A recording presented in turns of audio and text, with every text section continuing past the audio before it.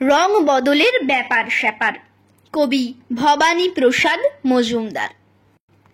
দিল্লি থেকে বিল্লি এলেন দুধের মতন সাদা।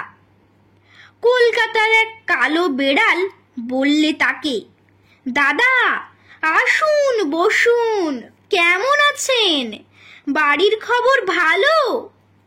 সাদা বিড়াল বললে, তোমার রংটা কেন কালো?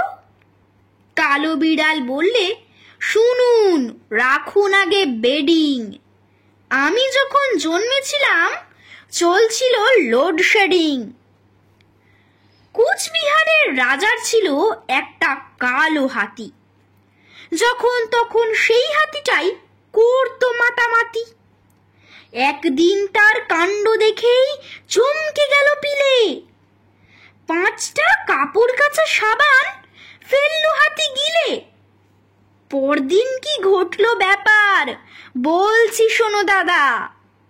সাবান খেয়েই কালো হাতির বাচ্চা হলো সাদা। রামুর সাথে দামুর সেদিন হঠাৎ হলো দেখা। বললে দামু, শোন রে রামু, চললি কোথায় একা?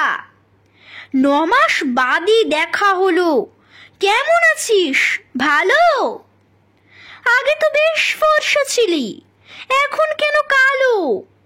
বললে রামু, কেমন করে রং হলো শোন ময়লা। আগে বেচতাম ময়দা আমি, এখন বেচি কয়লা। সেদিন ভোরে বললে ভোঁদা, বল তো ভেবেই হাঁদা, রাত্রে ফোটা ফুলগুলো সব হয় কিভাবে সাদা? বললে হাঁদা, হায় রে গাধা, এ তো সবাই জানে, অবাক হয়েই তাকিয়ে কেন থাকিস আমার পানে? রাত্রে ফোটা ফুলগুলো না ঘুমিয়ে জেগে থাকে, হয় সাদা রোজ সারা দেহেই জ্যোৎস্না মেখে মেখে। নমস্কার।